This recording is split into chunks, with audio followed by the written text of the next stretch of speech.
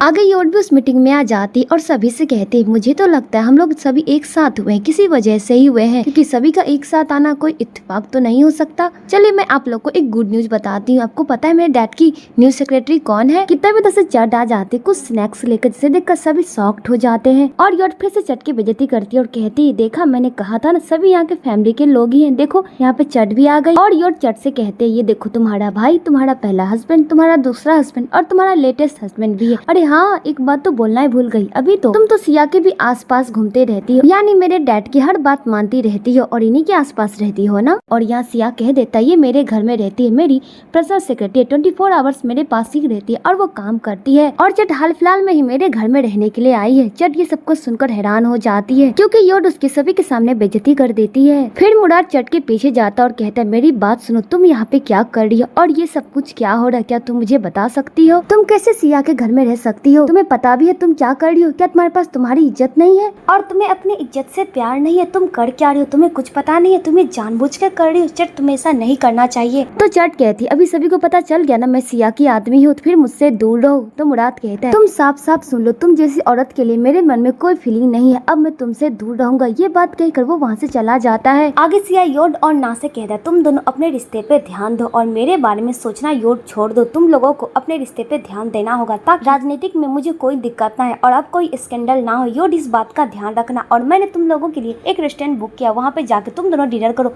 और एक अच्छे कपल की तरह रहना। फिर चैन योड के पास जाता और योड से कहता है तुम ये सब कुछ बंद कर दो, मैं क्या करूँ ये बताओ। तुम मेरी बहन के साथ ये सब कुछ क्यों कर रही हो? मैं चाहता हूँ तुम दोनों लड़ना बंद करो। तुम ये सब कुछ बंद करने के लिए तुम जो कहोगे मैं वो करूँगा। तो योड कहती है तुम्हें नहीं पता मेरे साथ तुम्हारे बहन ने क्या क्या किया है, मुझे उसको देखकर बहुत ही गुस्सा आता है और मेरा बस चले तो मैं ये सब कुछ बंद ही ना करूँ। और मैं कभी बंद नहीं करना चाहती, लेकिन मैं ये सब कुछ बंद कर सकती हूँ अगर तुम अपनी फैमिली को छोड़कर मेरे साथ चलने को तैयार हो जाओ। तो चैन कहता है ठीक है मैं तुम्हारे साथ जाने को तैयार हूँ, तुम ये सब कुछ बंद कर दो और मेरी बहन से दूर हो, उसकी बेइज्जती करना बंद करो। कि तभी ये सारी बातें वहाँ पर चट भी सुन लेती है। चैन योड के बहकावे में आ जाता, वो जैसा कहती वो ऐसा करने को वो तैयार हो जाता। तो यहाँ पर चट आ जाती और कहती है अच्छा तुम इसकी वजह से हम लोगों को छोड़ दोगे, डैड को छोड़ दोगे और मुझे छोड़ दोगे, तुम ऐसा कैसे कर सकते हो? तो चैन कहता है मैं नहीं चाहता कि तुम दोनों लड़ो, क्योंकि मुझे पता है तुम दोनों एक दूसरे से लड़ते लड़ते खुद की जान ले लोगे और मैं ऐसा नहीं होने दूंगा। और ये बात कह के चैन वहाँ से चला जाता है। तो चट को बहुत ही गुस्सा आता है योड पर, क्योंकि योड ही ये सब कुछ कर रही होती, उसे पता होता है योड कितनी गलत है, पर फिर भी योड हार मानने को तैयार नहीं होती। और योड हंसने लगती है और कहती है कैसा लगा, अब तुम्हारा भाई भी तुमसे दूर हो जाएगा, तुम्हारे पास कोई नहीं रहेगा, तुम देख लेना मैं तुमसे सब कुछ छीन लूंगी। और वैसे भी तुम अब मुझसे हार गई हो, क्योंकि तुम्हारे आसपास कोई नहीं है, सब तुमसे दूर जा चुके हैं। तो चट कहती है मैंने तुम्हें पहले ही वार्निंग दी थी कि चैन से दूर रहना, लेकिन तुम ये सब कुछ दोबारा कर रही हो, अब देखो तुम्हारे साथ क्या होता है। तो योड कहती है तुम क्या करोगी, मुझे मारोगी, मार के दिखाओ। उसके सामने वो अपना गाल रख देती है, पर चट उसके साथ कुछ भी नहीं करती है और उसकी बदतमीजी को सह लेती है। और योड चट को कह भी देती तुम मेरा कुछ भी नहीं बिगाड़ सकती। तभी वहाँ पे ना आ जाता और योड को कहती बेबी हमें रेस्टोरेंट जाना लंच करने के लिए, तुम चल रही हो ना साथ में? योड कहती है हाँ। और ये सब कुछ चट सुन लेती है और वो दोनों वहाँ से चले जाते हैं। तो चट को बहुत ही गुस्सा आ रहा होता है, वो योड के साथ क्या करे ना करे ये सब कुछ सोचने लगती है, क्योंकि वो गुस्से से आग बबला जाती है। आगे ना एक अच्छा कपल बनने की कोशिश करता है और वो एक बुके योड को देता है और कहता है ये गुलदस्ता तुम्हारे लिए है, अब हम दोनों मिलकर साथ में डिनर करेंगे। योड को ये सब कुछ बिल्कुल पसंद नहीं आ रहा होता, पर मजबूरी में उसे ये सब कुछ करना पड़ रहा होता, वो भी अपने डैड की वजह से, क्योंकि ना की बेवफाई अच्छे से पता होती, ना ने कितनी बार से धोखा दिया, इसीलिए वो उसे माफ नहीं कर पा रही होती है। आगे इन दोनों की बातचीत चल ही रही होती तो वहाँ पे चट आ जाते, जिसे देखकर वो दोनों हैरान हो जाते हैं। और चट जाके उन दोनों के टेबल पे बैठ जाती है और कहती है योड मैं तुमसे ही मिलने आई हूँ और ना मैं तुम्हें कुछ बताने वाली हूँ, क्योंकि हम तीनों के लिए ये सब कुछ जानना बहुत ही जरूरी है, क्योंकि मैं यहाँ पर आई हूँ शांति के लिए और यहाँ पर मुझे बहुत ही शांति मिल रही है। अब मेरी बात ध्यान से सुनो ना, मैं प्रेग्नेंट हूँ और मैं तुम्हारे बच्चे की माँ बनने वाली हूँ। ये बात सुनकर योड तो हैरान हो जाती है और चट कहती है अब से तुम भी हमारे इस परिवार का हिस्सा हो ना, तुम्हें पता है ये तुम्हारा हस्बैंड ना है और उसके बच्चे की मैं माँ बनने वाली हूँ, क्योंकि मुझ में तो कोई कमी है नहीं, कमी तो तुम्हारे में है, तुम तो एक बच्चा भी पैदा नहीं कर सकती, इसीलिए हम तीनों को साथ में मिलकर रहना होगा, तुम इसकी बड़ी मॉम बनोगी। ये बात सुनकर योड को बहुत ही गुस्सा आ जाता और वो चट को कूटने की कोशिश करने लगती है। तो यहाँ पे चट कहती मैं कोई झूठ नहीं कह रही हूँ, मेरे पास सारे रिपोर्ट है, डॉक्टर ने ये बात क्लियर कहा है कि मैं प्रेग्नेंट हूँ और जो मैं ना को दे सकती वो तो तुम दे नहीं सकते, इसीलिए तुम तो इसके लायक हो भी नहीं। तो ये बात सुनकर योड को गुस्सा आ जाता, उस पर फिर से अटैक कर देती है। तो चट कहती है चुपचाप ध्यान से सुनो, मैं कोई झूठ नहीं कह रही, वो चीज तुम दे नहीं सकती और मैं देने वाली हूँ, इसीलिए हम लोग को एक दूसरे का साथ देना चाहिए। ये बात कहकर चट वहाँ से चली जाती है तो नाग चट के पीछे जाता और कहता है तुम ये झूठ कहना बंद करो, तुम्हें अच्छे से पता है कि हमारे बीच कुछ भी नहीं हुआ था। तो चट कहती है तुमने और तुम्हारी वाइफ ने जो मेरे साथ किया है ना, मैं उसका बदला लेकर रहूंगी। अब देखो तुम दोनों के साथ क्या होता है, उससे मुझे कोई लेना देना नहीं है और मेरा हाथ छोड़ो। तो ना उसका हाथ छोड़ ही नहीं रहा होता, उसके साथ वो बदतमीजी करने की कोशिश करने लगता। तो वहाँ पे मुराद आ जाता और नाग को हटा देता है और चट को बचा लेता है। और मुराद कहता है मुझे तुमसे कोई बात नहीं करनी, अपना टाइम बर्बाद नहीं करना, तुम यहाँ से जाओ। और चट को लेकर वो वहाँ से चला जाता है। इधर योट की हालत काफी खराब हो जाती है तो ना उसे संभालने की कोशिश करता है क्योंकि योट की तबीयत खराब हो जाती है। आगे मुराद चट को समझाता और कहता तुम पागल की तरह क्यों कर रही हो, इतना तुम्हारे लिए गुस्सा सही नहीं है, जोश में आगे तुम अपने होश को खो रही हो, तुम्हें पता है तुम्हें क्या करना है। तो चट कहती मैं बिल्कुल ठीक हूँ, मुझे कुछ नहीं हुआ है। तो मुराद कहता तुम्हें इन सारे मामलों से दूर हो जाना चाहिए ताकि तुम ठीक रह सको। तो चट कहते इन लोगों के कर्मों का फल इसे इसी जन्म में भुगतना पड़ेगा और मैं ये सब कुछ करके रहूंगी इन लोगों के साथ। ये बात कहकर वहाँ से चट चली जाती है और मुराद की बातें नहीं सुनती है। अगले दिन चट ऑफिस में आती है काम करने के लिए और उसे सिया के साथ एक मीटिंग में जाना होता है, लेकिन तभी उसकी तबीयत खराब हो जाती है, उसका सर चकराने लगता है। तो सिया कहता है तुम इसी ऑफिस में आराम करो,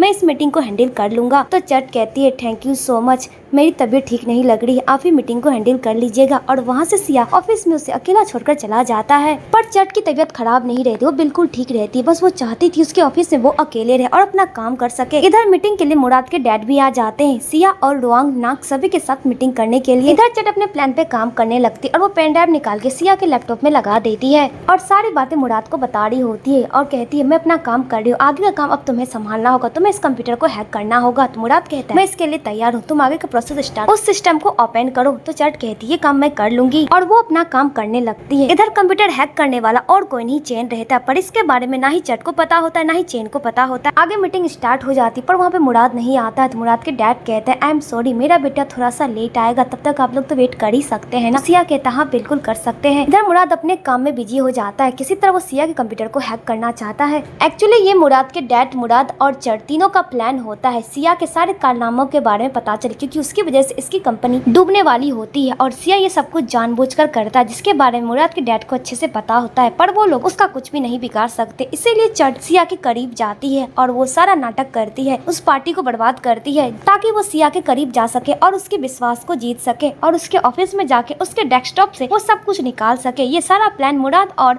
मुराद के डैड का होता है, इसमें रिस्क भी रहता है, पर चट कहती है मैं ये काम करूंगी क्योंकि मुझे उन लोगों से बदला लेना है। उन लोगों ने मेरे डैड के साथ और मेरी फैमिली के साथ बहुत ही गलत किया, इसीलिए मैं कुछ भी करने को तैयार हूँ। मुराद और मुराद के डैड और चट तीनों का ही ये प्लान होता है, पर मुराद की मॉम को कुछ भी इसके बारे में नहीं पता होता है। आगे मुराद भी चैन से हेल्प मांगता और कहता है बस मैं तुम पर विश्वास कर सकता हूँ और ये बात तुम्हें किसी को नहीं बताना है। तो चैन कहता है ठीक है, और इस काम में बहुत रिस्क भी रहता है, पर चट कहती है काम मैं कर लूंगी। आगे चट उस डेस्कटॉप को खोल लेती है और सारा डाटा ट्रांसफर कर लेती है और वो अपना काम अच्छे से करती है। सिया के सारे काले कारनामे के बारे में उसे पता चल जाता है। आगे चट को ये बात मालूम होती है ये बच्चा मुराद का है, पर ये बात वो मुराद को नहीं बता सकती क्योंकि उसकी माँ ने कहा था कि तुम मेरे बेटे के करीब नहीं जा सकती। ये सारी बातें वो सोच रही होती है, पर चट इस बात से खुश होती है कि ये बच्चा मेरा है और ये मेरी प्यार की निशानी है और मैं तुम्हें जन्म दूंगी। और चट खुश भी होती है कि वो प्रेग्नेंट है। इधर योट की हालत काफी खराब होती है क्योंकि उसे पता होता है कि चट प्रेग्नेंट है और वो माँ नहीं बन सकती और वो फूट फूट कर रोए जा रही होती है, अपना दुख छुपा रही होती। तभी अचानक उसे पैनिक अटैक आ जाता है और वहाँ पे ना आता, उसकी हेल्प करता है, उसे बचाने की कोशिश करता है, पर योट उसे धक्का देती थी और कहती है मुझसे दूर हो, तुम्हारी वजह से मेरी ऐसी हालत हो गई है और मेरे साथ ये सब कुछ हो रहा है, मैं अपना दुख किससे सुनाऊं, कोई मेरा दुख समझने के लायक नहीं है, मेरे साथ क्या हो रहा और मुझ पर क्या बीत रही है। आगे मुराद चैन को समझाने की कोशिश करता है कि तुम्हारी बहन गलत नहीं है और वो जो काम कर रही है वो वैसे काम नहीं कर रही है, उसे सारी बातें क्लियर करने की भी कोशिश करता है, पर चैन अपनी बहन का साइड नहीं लेता और कहता है तुम मुझे मत सिखाओ मुझे क्या करना है, मुझे पता है मेरी बहन गलत है। मुराद कहता है मैं तुम दोनों के बीच में नहीं आ सकता, तुम्हें जो करना है कर सकते हो, पर तुम्हारी बहन गलत नहीं है। योट ने सच में बहुत गलत किया और योट इस बार गलत है, तुम्हें इसके बारे में जानना चाहिए। तो चैन कहता है मैं उसके खिलाफ एक शब्द भी सुनना नहीं चाहता हूँ, योट ने कुछ भी गलत नहीं किया है, मैं उससे प्यार करता हूँ। तो मुराद कहता है मुझे पता तुम उससे प्यार करते हो, इसीलिए खुद का ध्यान रखना, कब योट तुम्हारे साथ भी गलत कर दे कुछ पता नहीं। ये बात कहकर मुराद वहाँ से चला जाता है। आगे योट काफी दुखी रहती है, वो चैन को कॉल करती है और कहती क्या मैं तुमसे मिलने के लिए आ सकती हूँ। तो चैन कहता है हाँ तुम आ सकती हो। और योट चैन से मिलने के लिए जाती, उसे अपने दिल की सारी बातें कहने वाली होती है कि तभी ये सारी बातें ना को पता चल जाता है कि चैन और योट दोनों एक दूसरे के साथ हंस हंस के बातें कर रहे हैं। तभी वहाँ पे ना जाता है तुम दोनों एक दूसरे के साथ क्या कर रहे हो, और योट को वो खींच कर लेके जाने लगता है। तो चैन उसे रोकने की कोशिश करता है, तो ना कहता है जब तुमने अपनी बहन को मेरे साथ देखा था तो कितना बुरा लगा था, इसी तरह तुम भी अभी यही चीज कर रहे हो, तुम हम दोनों की लाइफ से दूर रहो, ये मेरी वाइफ है, समझ में आया तुम्हें बात? और मुझ में और तुम्हें क्या फर्क है, दोनों तो सेम ही चीज कर रहे हो, है ना? और ना योट को लेकर वहाँ से चला जाता है। तो वहाँ पे एक बंदा आता और कहता है तुम वाइफ हस्बैंड के बीच में क्यों पड़ रहे हो? आगे ना जबरदस्ती योट को अपने साथ लेकर जा रहा होता है, पर योट उसके साथ जाना नहीं चाहती। तो वहाँ पे नूची आ जाती है और योट को बचाकर लेकर चली जाती है ना से, क्योंकि ना के पास योट जाना ही नहीं चाहती है, उसकी हालत काफी खराब रहती है। आगे चट डॉक्टर के पास जाती और सो भी उसके साथ आती है। आगे डॉक्टर चट का चेकअप करती है और सारी बातें उसे बता देती है कि ये बच्चा किसका है। उसे पता चल जाता है कि ये बच्चा मुराद का ही है, यही श्योर करने के लिए वो हॉस्पिटल आई होती है। आगे सो से समझाती भी है कि तुम ये सब कुछ जो कर रही हो इससे इस पर भी इफेक्ट पड़ेगा ना। चट कहती मैं सब कुछ हैंडल कर लूंगी, इस बच्चे को मैं कुछ भी होने के लिए नहीं दूंगी। आगे चट अपनी मॉम को भी सारी बातें बता देती है, मॉम मैं प्रेग्नेंट हूँ, अब मेरी भी एक फैमिली होगी और मैं काफी खुश हूँ, पर ये जिसका बच्चा उसे मैं नहीं बता सकती क्योंकि उसकी माँ नहीं चाहती कि मैं उसके करीब जाऊँ। कि तभी चट को मुराद का मैसेज आता है और मुराद उसके घर में घुस जाता है और चट से कहता है तुम्हें क्या हो गया, तुम ठीक हो ना? उसका वो चेकअप करने लगता है। चट कहती मुझे कुछ भी नहीं हुआ, मैं बिल्कुल ठीक हूँ और मैं जल्दी ये सब कुछ छोड़ दूंगी, मेरा काम खत्म हो चुका है, अब मैं वहाँ पे नहीं रहूंगी। तो मुराद कहता है अब हम दोनों एक दूसरे के साथ रहेंगे। तो चट कहती ऐसी बात नहीं है, तुम मेरे साथ नहीं रह सकती क्योंकि मैं अब अकेली रहना चाहती हूँ, मुझे किसी की जरूरत नहीं है, इसलिए अब तुम मुझसे दूर हो। पर मुराद उसके और करीब जाने की कोशिश करने लगता है, उसे वो किस करने की कोशिश करने लगता है। तभी चट की तबीयत बिगड़ने लगती है और वो कहती है तुम मुझसे दूर हो क्योंकि तुमसे स्मेल आ रही है। तो मुराद कहता है ऐसा कैसे हो सकता है, मैंने तो अच्छा सा परफ्यूम लगाया और मैं नहा के भी आया हूँ। तो चट कहती मुझे नहीं पता, पर तुम मुझसे दूर हो क्योंकि तुम मेरे करीब आते हो तो मेरी तबीयत खराब हो जाती है। तो मुराद कहता है ऐसा क्या हो गया तुम्हारी तबीयत खराब हो जाती है, पर चट उसे ये बात नहीं बताती वो प्रेग्नेंट है।